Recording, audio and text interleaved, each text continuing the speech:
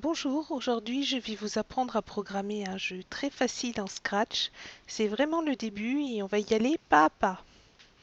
Alors premièrement, le fond ici est blanc. Vous pouvez personnaliser ou faire vos fonds. Alors vous utilisez le petit pinceau ici. Ça va vous dire dessiner un nouvel arrière-plan, donc en voilà un nouveau. Alors vous avez plusieurs possibilités où vous le dessinez vraiment. Ça c'est très moche. Voilà, je vais effacer. Vous pouvez remplir, par exemple remplir comme ça, du bleu clair, ou vous pouvez passer en mode bitmap ou vectoriser, ça dépend, mais vous pouvez vous faire des petites fleurs, des petits arbres, ça c'est à vous de choisir. Alors ça c'est la première possibilité. La deuxième possibilité, c'est de choisir un fond qui fait partie de la librairie de fonds, par exemple celui-là.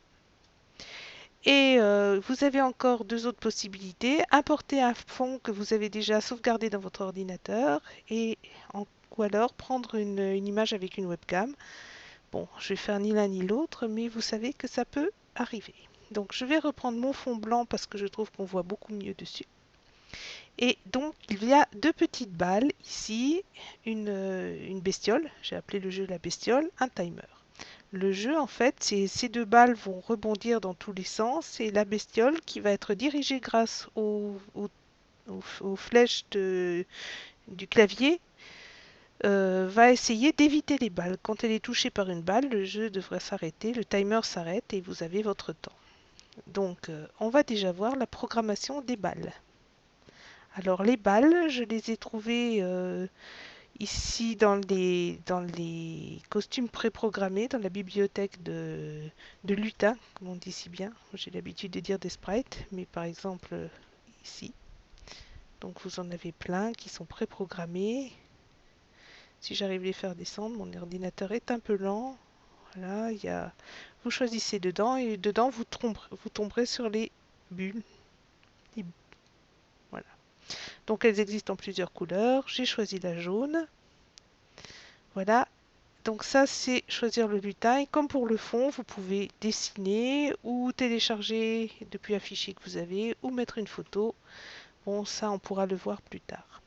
Ce qui va nous occuper ici, c'est le script. Le script, c'est le programme. Alors le programme, il se décompose, voilà. La première chose, c'est quelque chose qui va mettre en route le programme. Alors, c'est l'événement qui va nous permettre de dire on commence. Ici, c'est quand le drapeau vert est cliqué. Voilà le petit drapeau vert. Quand le drapeau vert est cliqué, je vais avoir, bon là ça ne marche pas parce que je suis sur le sprite, mais ça va mettre en route. Donc, le drapeau vert cliqué. Ensuite, vous avez aller à moins 140, 90. Alors, ça, ce sont des coordonnées. Les coordonnées, vous avez dû les voir en maths. On va reprendre l'arrière-plan. Voilà.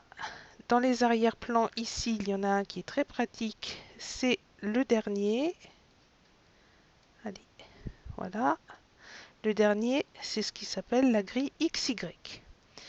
Donc, quand je dis aller à moins 140, 90, ça correspond à moins 140 sur l'axe des abscisses ici, donc quelque part par là, et 90, donc sur l'axe des ordonnées, ce qui me donne un point quelque part par ici.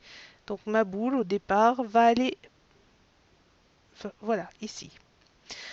Ensuite, il y a écrit s'orienter à un nombre aléatoire entre 10 et 350. Alors 10 et 350, ce sont des degrés dans ce cas-là, puisqu'il va s'orienter à un angle. Alors j'ai volontairement pas pris de 1 à 360, parce que si c'est 1 degré, alors la balle va être presque horizontale et elle va se contenter de faire ça. Ce qui n'est pas très amusant pour le jeu, parce qu'elle ne va pas se déplacer énormément. Donc il vaut mieux qu'elle ait quand même un angle qui lui permette de rebondir agréablement. Donc j'ai pris faire un angle entre 10 et 350. Et la dernière partie du script, c'est répéter jusqu'à ce qu'elle touche la bébête. avancer de 7 et rebondir si le bord est atteint. C'est-à-dire qu'elle va répéter, avancer de 7, j'avance, j'avance, j'avance, j'avance, j'avance, j'avance, j'avance, jusqu'à ce qu'elle arrive au bord. Là, elle va rebondir et elle continue, j'avance, j'avance, j'avance, et elle rebondit jusqu'à ce qu'elle touche la bête. Et dans ce cas-là, elle s'arrête, c'est la fin du jeu. Donc voilà la programmation de ma bille jaune. Bon, l'habit bleu, c'est une copie de l'habit jaune. Pour faire une copie, je clique droit sur l'habit jaune. Je vais faire dupliquer. Ça va me donner une autre balle, qui est une copie conforme de la première. Alors, pour faire l'habit bleu, ben, je l'ai mis à un autre endroit. Donc, si je regarde le script ici de cette balle, elle va aller à moins 140,90, c'est-à-dire exactement comme l'habit jaune. Mais comme je veux qu'on la voit un petit peu, je vais mettre un moins ici. Voilà, elle va aller par là. Et je vais aussi changer sa couleur pour du rose. Donc, quand je clique, vous voyez, ça me fait une autre bille. Voilà. Mais je pense que le jeu est assez difficile avec deux billes, donc voilà. Alors, il nous reste à faire bouger le cafard. Donc, le cafard, je l'ai aussi trouvé dans les bibliothèques préprogrammées. Vous pouvez aussi le dessiner. Voilà. Donc, je vais sur le nouveau sprite. Et je vais voir ce qui est écrit dedans comme programme. Bon, alors, toujours quand mon drapeau est cliqué, réinitialiser le chronomètre puisque nage est un chronomètre. Aller à 0,0, c'est-à-dire au centre de l'écran. Mettre à 80% de la taille, c'est simplement parce que dans la bibliothèque, le cafard est un peu grand. Alors je l'ai réduit un petit peu parce que c'était plus joli à l'œil. Et cette partie-là, on en parlera après, c'est une gestion du chronomètre.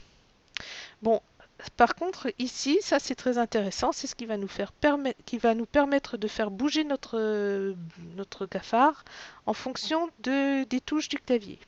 Alors, quand la touche flèche haut est cliquée, s'orienter à 0 degré. Alors 0 degré, vous voyez quand vous cliquez là, si vous n'êtes pas sûr, c'est écrit vers le haut.